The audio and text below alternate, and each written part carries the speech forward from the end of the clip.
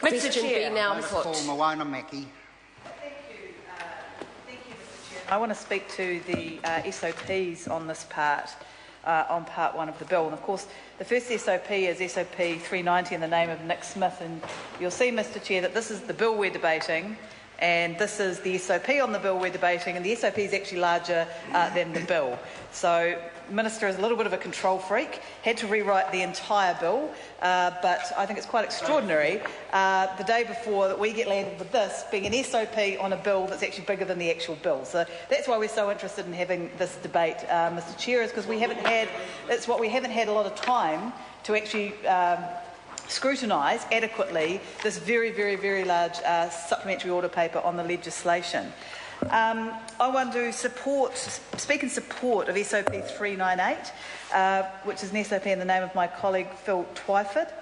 And what that SOP would do is that it would repeal new section 118 and clause, in clause part 2, but also removes the related sections in part 1. And this would get rid of this concept of reviewable tenancies, Mr. Chair. And it's extremely important that we do that, because reviewable tenancies are simply a way of keeping people away from state housing, making it as difficult as possible for them to, if they've been fortunate enough to actually access state housing, making it as difficult as possible for them to remain there, and providing enormous uncertainty for the period of time that they are in that state house. And what these sections in part 1 of the bill will do is provide enormous disincentives to actually improve their status, Mr. Chair. So if you don't know where that imaginary line is, where if you suddenly step over it in terms of income, you find yourself being evicted from a state house, then you're not going to take on extra hours at work. You're not going to do anything to improve your situation. You'll stay where you are, because as long as I'm only earning the amount of money that I'm earning right now and no more, I will not be kicked out of my home. I will not become homeless. I will not have to move to a far more expensive property, or actually not even be able to find another property to live in, and so end up living in circumstances that none of us in this House would deem appropriate. So the SOP in the name of my colleague Phil Twyford very much addresses this by doing the one thing that will actually stop that from happening, and that's getting rid of the sections in part 1 that relate to reviewable tenancies.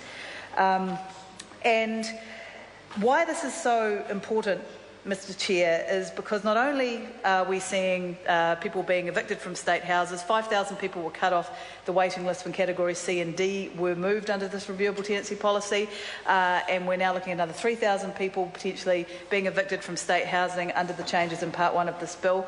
Why it's also important is because when the needs assessment process that my colleague Jacinda Ardern referred to, which will in part 1 of this bill be transferred to work and income, what we're finding with the needs assessment process is that tenants aren't even getting to have a needs assessment when they ask for one. And I would like to know from the Minister and the Chair what provisions there are in part 1 of this bill that would ensure that every tenant who approaches work and income now, was formerly Housing New Zealand, to have a needs assessment done to assess their eligibility for a state house. What provisions in part 1 of this bill will actually ensure that that happens? Because from experience, what we know happens is that someone goes up to Housing New Zealand and says, you know, I want to check if I'm eligible for a house, and they put them through this ridiculous process called options and advice, which really should have been renamed options and bad advice, because they were briefly screened, and on the basis of that brief screening, they were told, I'm sorry, you're not eligible. But they hadn't gone through the needs assessment process that part 1 of the bill promises, but doesn't show how it is going to ensure actually occurs. So people were then walking away, coming into our offices and saying, well, I had a needs assessment. So you'd say to them, well, what category did you end up being assessed as, A, B, C or D? Oh, I was a 2. And you'd say to them, there's no such thing as category 2. No, they told me I was a 2. So you'd ring Housing New Zealand, say, did this person have a needs assessment? And they'd say, yes, they did. We went through and determined their eligibility. You'd say, did they ask to see your bank account number? Did they ask to see proof of identity? No. Well, then that wasn't a needs assessment. And the ridiculousness of the situation, and it was a former Minister, Phil Heatley, who put this in place, the ridiculousness of that was having to spend hours on the phone just getting Housing New Zealand to admit to the fact that they actually hadn't done a needs assessment process and couldn't tell you whether that person was going to be Category A or Category B. Well, that function is now shifting to work and income. And what we need in this legislation is a provision which says that anyone who wants a needs assessment to assess their eligibility for a Housing New Zealand property should be able to have one. We don't have this in legislation. We know that we're simply going to see that practice again, Mr Chair. Jamie Lee Ross. The question is that the question be now put. Those of that opinion will say aye. To the contrary, no. The ayes have it. Party votes called for. Ask the clerk for a party vote. New Zealand National. 59 in favour. New Zealand Labour. 33 votes opposed. Green Party. 14 votes opposed. New Zealand First. 7 votes opposed. Māori Party. 3 in favour. Mana. 1 vote opposed. ACT New 1 Zealand. in favour. United 1 in Future. favour. Brendan Horan. 1 vote opposed. Any other votes?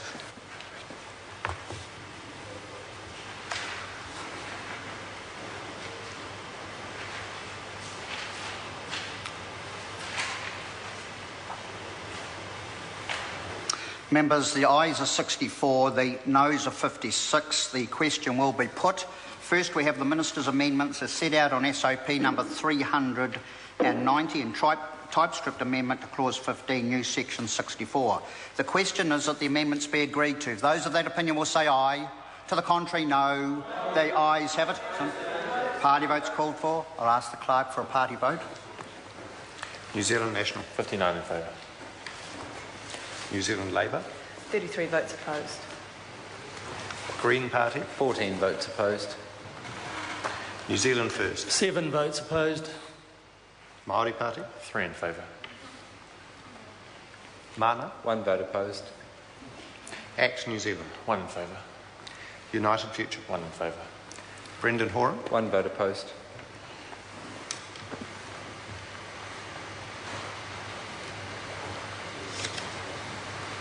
Members, the ayes are 64, the noes are 56. The amendments are agreed to. We now have amendments in the name of Phil Twyford as set out on SOP number 398. The question is that the amendments be agreed to. Those of that opinion will say aye. To the contrary, no. No. The noes have it. Party votes called for. I'll ask the clerk for a party vote. New Zealand National. 59 opposed. New Zealand Labour. 33 votes in favour. Green Party. 14 votes in favour. New Zealand First. 7 votes in favour. Māori Party. 3 opposed. Mana. 1 vote in favour. ACT New Zealand. 1 opposed. United Future. 1 opposed. Brendan Horan. 1 in favour.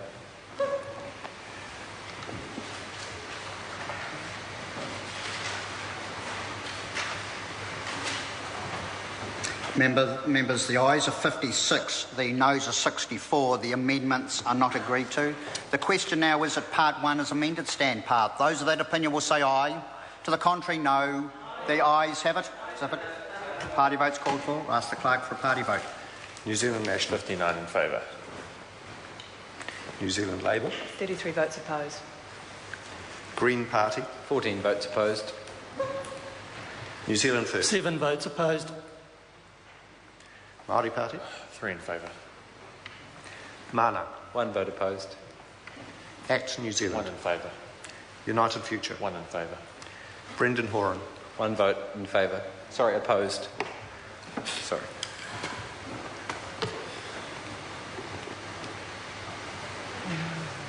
Members, the ayes are 64, the noes are 56. Part 1 is amended, will stand part. We now come to debate on Part 2. This is debate on clauses 17 to 24 and Schedules 1 and 2. The question is that Part 2 stand part. Call Phil Twyford. Mr Chair, I spent some part of the debate on Part 1 talking about the issue of reviewable tenancies, and that's because Part 1 confers on housing